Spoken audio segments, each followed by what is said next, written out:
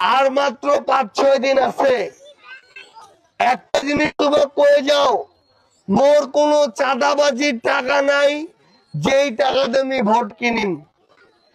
মোর কোনো জমি দখল করার টাকা নাই যেই টাকা দেন আমি নেতা কিনিম। মোর কোনো মাদক ব্যবসার টাকা নাই যেই টাকা দেন আমি অন্য কোন প্রশাসন বা কাহাকে কিনিম।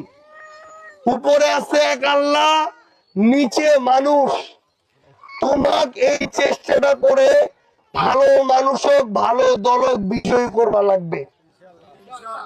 মোর গতকাল কয়েকশো ব্যানার ছিঁড়ে ফিরাইছে, পুড়ে দিছে। মানুষ যখন ইবাদত করছিল উমরা ব্যানার পুড়ে বেড়াইছে, কে পুছে আমি জানো না। মি কোন দলের নামও কইবা চাও না, যেহেতু মোর লুকু প্রমাণ নাই।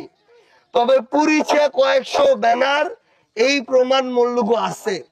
মি শুধু এইটুকু কছো, যারা এই জুলুম করবে আল্লাহ তাদের উপরে এবং তাদেরকে উত্তম প্রতিদান দিবে ইনশাআল্লাহ, এবং জুলুমকারীদের পতন হবেই হবে ইনশাআল্লাহ।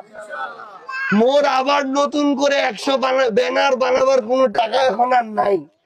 এই জন্য তোমার প্রত্যেকে মোর এক একজন প্রতিনিধি হিসাবে সার্জিস আলম হবা হবে। আগামী 5-6 দিন জান প্রাণ দেনে শাপলা কলির জন্য কাজ করতে হবে।